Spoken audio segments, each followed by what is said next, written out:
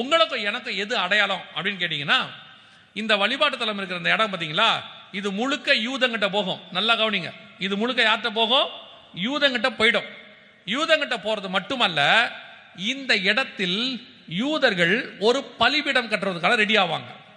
பலிபீடம் கட்ட ரெடி ஆவாங்களான்னு கேட்டீங்கன்னா, பலிபீடம் கட்டி வச்சிருக்காங்க, அதை கொண்டு வந்து இந்த இடத்துல வைக்கணும். ஸோ அதுக்கு இவங்களுக்கு இந்த இடம் வேணும். அப்ப இந்த இடத்துல இருக்க அந்த வழிபாட்டு தலத்தை அவங்க ரிமூவ் பண்ணுவாங்க, அல்லது இயற்கையா விழும். இயற்கையா எப்படிங்க விழும் அப்படின்னு கேட்டீங்கன்னா, அதே எசேக்கியேல் 38:19 வசனம் சொல்லுது, அந்நாளிலே இஸ்ரவேல் தேசத்துல என்ன இருக்குது?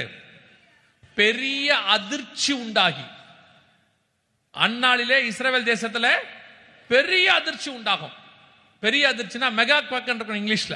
அப்படின்னா என்ன அர்த்தம்னா, குறைஞ்சபட்சம் 6 புள்ளிக்கு மேல ஒரு பெரிய பூகம்பம் ஒண்ணு, பூமி அதிர்ச்சி ஒண்ணு இங்க வரும். அந்த பூமி அதிர்ச்சியில இது விழுவதற்கு வாய்ப்பு இருக்கு. இல்ல யுத்தத்துல இதை தள்ளுவதற்கு ஏதோ ஒண்ணு செஞ்சு இதை எடுத்துருவாங்க. இதுதான் உங்களுக்கு எனக்கு அடையாளம். இந்த காரியம் நடந்த உடனே அவங்க அங்க பலிபீடத்தை கொண்டு வருவாங்க, பலி செலுத்த ஆரம்பிப்பாங்க. சோ 3வது தேவாலயத்துக்கான எல்லா காரியமும் வேதம் சொன்னபடி இப்ப ரெடியா இருக்கு.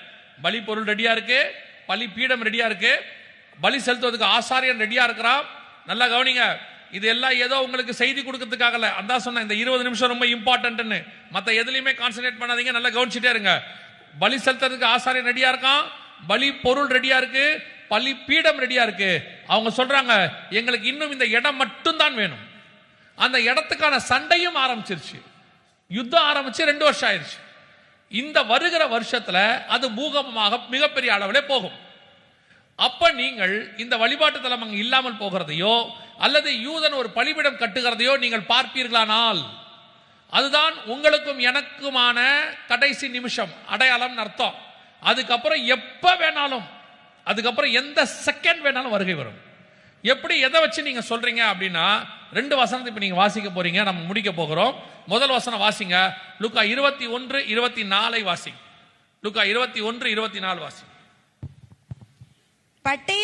பட்டய கருக்கினாலே விழுவார்கள், சகல புறஜாதிகளுக்குள்ளும் சிறைப்பட்டு போவார்கள், புறஜாதியாரின் காலம் நிறைவேறும் வரை. நல்லா கவனிங்க, புறஜாதியாரின் காலம் நிறைவேறும் வரை எருசலேம் புறஜாதியாரால் மிதிக்கப்படும். எருசலேம் புறஜாதியாரால் மிதிக்கப்படும். அப்படி அர்த்தம் என்னன்னா, இந்த இடம் முழுக்க எல்லாம் சொல்றீங்கன்னா, அதே லூக்கா 21:28 வாசிங்க பாப்போம். 21:28. இவைகள் சம்பவிக்க தொடங்கும் போது, தொடங்கி 2 வருஷம் ஆயிடுச்சு.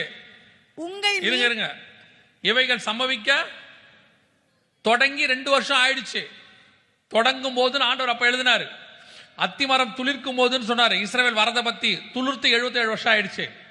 எருசலேம் ஸ்தானத்துக்கு வரும்னு சொன்னாரு, வந்து 50 வருஷம் ஆயிடுச்சு. பலி செலுத்தப்படும் சொன்னாரு, பலிக்கான எல்லாம் ரெடியா இருக்கு. பைபிள்ல சொன்ன தீர்க்க தரிசனங்கள்லாம் நடக்கும்னு சொன்னதெல்லாம் நம்ம காலத்தில் நடந்துட்டு இருக்கு இந்த 77 வருஷத்துல. அதுல பர்டிகுலரா இந்த வசனம், இவைகள் சம்பவிக்க தொடங்கும் போதுன்னு கர்த்தர் சொன்னது, தொடங்கி 2 வருஷம் ஆயிடுச்சு. இவைகள் சம்பவிக்க தொடங்கும் போது வாசிங்க, உங்கள் மீட்பு சமீபமாய் இருப்பதால், உங்கள் மீட்பு சமீபமாக இருப்பதால் நீங்கள் நிமிர்ந்து பார்த்து உங்கள் தலைகளை உயர்த்துங்கள். இந்த காரியங்கள் எல்லாம் சம்பவிக்க ஆரம்பிக்கும் பொழுது உங்கள் மீட்பு சமீபமாக இருப்பதால் நீங்கள் நிமிர்ந்து பார்த்து தலைகளை உயர்த்துங்கள். இதுதான் உங்களுக்கு கொடுக்கப்படுகிறதான கடைசி எச்சரிப்பு, கொடுக்கப்படுகிற அடையாளம். நம் கண்களுக்கு முன்பாக இவைகளெல்லாம் சம்பவிக்க தொடங்கிடுச்சு. இந்த 75 வருஷத்துல மட்டும்தான் இதெல்லாம் நடந்திருக்கு.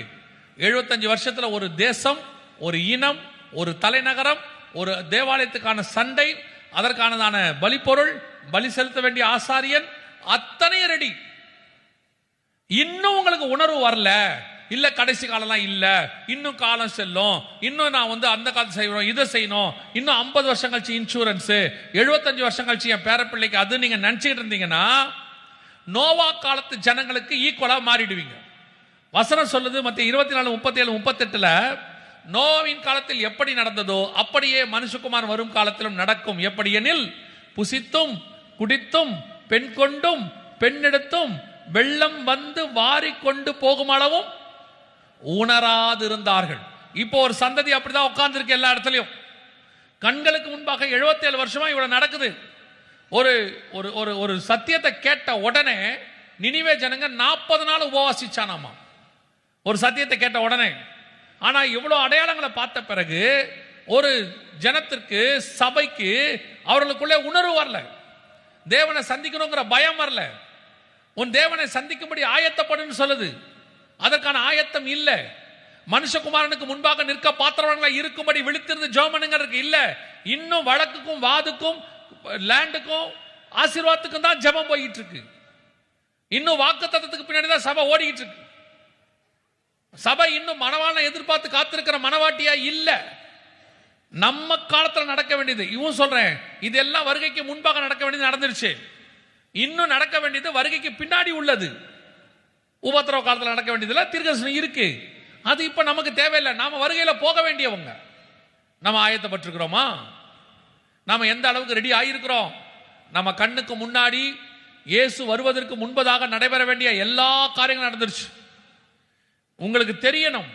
அதான் ஆரம்பிக்கும் போது சொன்னேன், ஒரு நாள் வருகை என்று சொல்லிக் கொண்டிருந்த காலம் போய் நாங்கள் 365 நாள் வருகை குறித்து பேசிக் கொண்டிருக்கிறோம். ஏதோ ஒரு இடத்துல இதே ஊழியத்தை நாங்கள் ஆரம்பிச்ச காலத்தில் 20, 22, 23 வருஷத்துக்கு முன்னாடி ஆரம்பிச்ச போது மாசத்துக்கு 1, அப்புறம் வாரத்துக்கு 1 இருந்துச்சு. இப்போ தினந்தோறும் பேசும்படி கத்தர் வைக்கிறார். ஒரு அர்ஜென்சி இருக்கு. மணவாளன் வருகிறானுங்கிற சத்தம் கேட்க தொடங்கிருச்சு. சபைக்கான மிக முக்கியமான எச்சரிப்புகள் கொடுக்கப்படுகிற காலகட்டம் வந்துருச்சு. இனி காலம் செல்லாது. இனி நாம் மணவாளனை சந்திக்க வேண்டிய இடத்துக்கு வந்துட்டோம். ரெடியா இருக்கிறோமா? 1 கொரிந்தியர் 11:31 சொல்லுது, நம்மை நாமே நிதானித்து அறிந்தோமானால் நாம் நியாயம் தீர்க்கப்படும். நம்மளை ஆராய்ந்து பார்க்க வேண்டிய இடத்துக்கு வந்துட்டோம். இன்னும் சபை அந்த இடத்துக்கு இல்ல. சக விசுவாசி ஆராய்ந்து பார்க்குது, பக்கத்தில் உள்ள சபை ஆராய்ச்சி பார்க்குது. அந்த டினாமினேஷனுக்கு நான் பரவாயில்ல, அந்த ஊழியக்காரனுக்கு நான் பரவாயில்ல, இந்த விசுவாசிக்கு நான் பரவாயில்ல. ஆண்டவர் சொல்றாரு, இது அதுக்கான காலம் அல்ல, வலதுபுறம் இடதுபுறம் பார்க்கறதுக்கான நேரம் இல்ல. இனி ஒரே ஒன்று காலம் இருக்கிறது, ராஜாவை சந்திக்கிற காலம். அல்லேலூயா, அல்லேலூயா. நாம் அத்தனை பேரும் கர்த்தர் வரும்பொழுது இங்கே எப்படி உட்கார்ந்து அவரை ஆராதிக்கிறோமோ அதே மாதிரி அவரோடு கூட பறந்து போய் பரலோகத்தில் ஆராதிக்கிறவர்களாய் காணப்பட வேண்டும். அல்லேலூயா. அதான் சொன்னேன், தேசத்தை கொடுக்கும் போதே வாங்கிட்டு ஆசீர்வாதம் இல்லைன்னா ஹிட்லர் மாதிரி ஒரு ஆள் வரா மாதிரி, அந்தி கிறிஸ்து மாதிரி ஒருத்தர் வருவான். வருகையில் எக்காலம் தொனிக்கும் போதே நீங்கள் எடுத்துக்கொள்ளப்பட்டுட்டீங்கன்னா இங்கே இருக்கிற நீங்கள் மர்ரூமாகி அவரோடு கூட மேலே போயிடும். இல்லை என்றால் மணவாட்டிக்கு கதவை தட்டினாராமா, மணவாட்டி கதவை திறக்கலையாமா, மணவாளன் போயிட்டாரு, திறந்து வந்து பார்த்தா அவர் இல்லை. அப்புறம் வசனம் சொல்லுது, வழியிலே காவலர்கள் கண்டு என்னை பிடித்து அடித்துன்னு இருக்கு. அது எதுக்கான அடையாளம் தெரியுமா? மணவாளன் கூப்பிடும் போது போகாவிட்டால் பின்னாடி உபத்திரவ காலம் வருகிறது என்று அர்த்தம். உபத்திரவ காலத்துக்கு தப்பிக்கும்படி கர்த்தர் உங்களுக்கு எனக்கு வாய்ப்பு கொடுத்திருக்கிறார். அல்லேலூயா. நாம்